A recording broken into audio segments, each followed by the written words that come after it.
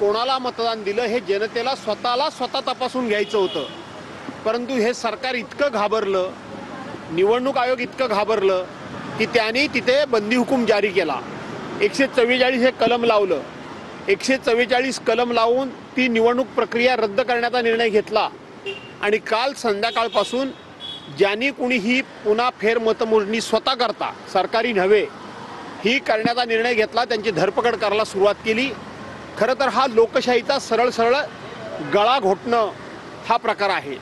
EVM मशीनमुळेच हे सरकार या ठिकाणी सत्तेवर आलंय, हे अधोरेखित झालं आणि म्हणून त्या EVM हटाव, देश बचाव आणि मार्करवाडीमधल्या जनतेला पाठिंबा म्हणून आम्ही आज सभागृहामध्ये शपथ न घेता बहिष्कार टाकला। पण उद्या आमदार महाविकास आघाडीचे आमदार उद्या शपथ घेणार आहेत, कारण 2 दिवस शपथ। असं आहे की शेवटी असं आमदार म्हणून शपथ ही घ्यावीच लागणार आहे, शपथ घेतली पाहिजे। आमदार म्हणून जे काही वैधानिक अधिकार आम्हाला असतात ते जोपर्यंत आम्ही शपथ घेत नाही तोपर्यंत ते वैधानिक अधिकार आम्हाला प्राप्त होत नाहीत आणि वैधानिक अधिकार जर प्राप्त झाले नाहीत तर एक ठराविक मर्यादे पलीकडं आम्हाला जो काय ह्या एकंदरीत सिस्टीमच्या विरोधात लढा द्यायचा आहे तो देण्यामध्ये अडचणी निर्माण होतील। त्यामुळं आम्ही शपथ घेण्याचा निर्णय हा घेणार आहोत। 9 तारखेला विधानसभा अध्यक्षांची निवडणूक आहे। महायुतीकडे खूप मोठं संख्याबळ आहे, त्यामुळे महाविकास आघाडीचा नेमका काय निर्णय राहील, या निवडणुकीत सक्रिय म्हणजे सहभाग घेतला जाईल की बिनविरोध ही निवड होईल? काय आहे की साधारणपणे पूर्वीपासूनची एक महाराष्ट्राची उच्च परंपरा होती की अध्यक्षाची निवड ही बिनविरोध झाली तर उपाध्यक्षपद हे विरोधी पक्षाला दिलं जात होतं। परंतु 1999 साली युतीकडून म्हणजे शिवसेना भाजपा युतीकडून एक चूक झाली। त्यांनी अध्यक्षपदाच्या निवडणुकीमध्ये बिनविरोध अध्यक्ष निवडून देण्याची प्रथा ही मोडीत काढली, अध्यक्षांच्या विरोधात आपला उमेदवार दिला आणि त्यावेळेला काँग्रेस पक्षानं त्यावेळचे मुख्यमंत्री कैलासवासी विलासरावजी देशमुख यांनी निर्णय घेतला की तुम्हाला सांगून सुद्धा तुम्ही ऐकलात नाही आणि अध्यक्षाची निवडणूक तुम्ही लढवलीत, त्याच्यामध्ये तुम्ही पराभूत झालात।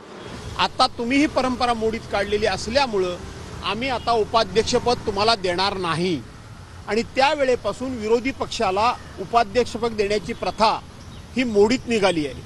परंतु अशा प्रथा मोडीत निघाल्या असल्या तरी पुन्हा प्रस्थापित करणं आणि नवीन एक प्रथा आपण सुरू केली आणि ती चांगली प्रथा होती, त्या प्रथा सुरू केल्याचं श्रेय घेण्याची संधी या माननीय मुख्यमंत्र्यांना आहे, या सरकारला आहे। त्यांनी जर ते घेतली तर अध्यक्षाचं बहुमत त्यांच्याकडे आहेच, त्यांचा अध्यक्ष होणारच आहे। परंतु विरोधी पक्षाला उपाध्यक्षपद जर त्यांनी दिलं तर लोकशाहीचा खूप मोठा सन्मान केला असं मी समजेन। मर्करवाडीला उद्धव ठाकरे जाणार आहेत का? असं म्हटलं आहे की विरोधी पक्ष नेता ठरवण्यासंदर्भातले जे काही अधिकार आहे किंवा तो जो निर्णय आहे तो विधानसभा अध्यक्षांचा असेल आणि तुम्हीही पक्षाकडून एक पत्र दिलेलं आहे की नेमकी प्रक्रिया काय आहेत, नियम काय आहेत? आपण अत्यंत महत्त्वाचा प्रश्न विचारलेला आहात।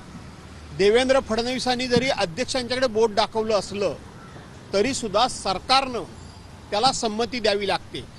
माझी खात्री आहे की देवेंद्र फडणवीस विरोधी पक्ष नेत्याच्या पदाला मान्यता देण्याकरता म्हणून 2 उपमुख्यमंत्र्यांसह अध्यक्षांच्याकडं की विरोधी पक्ष नेता पद तुम्ही जर जाहीर केलं तर आमची कोणतीही अडचण किंवा विरोध असणार नाही असं मनमोकळेपणे देवेंद्र फडणवीस मुख्यमंत्री या नात्यानं सांगतील असा मला विश्वास वाटतो।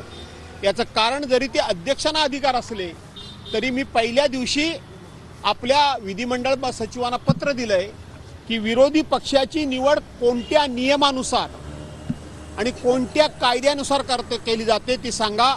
आज सुद्धा सकाळी मी सचिवांना भेटलो, त्यांना तशा प्रकारचा कुठलाही कायदा कुठलाही नियम मिळालेला नाही आणि म्हणून त्याच्यामध्ये अधिक स्पष्टता आहे। मी अधिक अभ्यास केला की त्याच्यामध्ये जो पक्ष मोठा असेल त्याला ज्याला 10 शेड्यूल ए मध्ये तरतूद अशी झालेली आहे की जो पक्ष मोठा असेल त्याला विरोधी पक्ष नेतेपद देणं हे बंधनकारक आहे आणि म्हणून आम्हाला विरोधी पक्ष नेतेपद मिळेल याचा मला विश्वास आहे।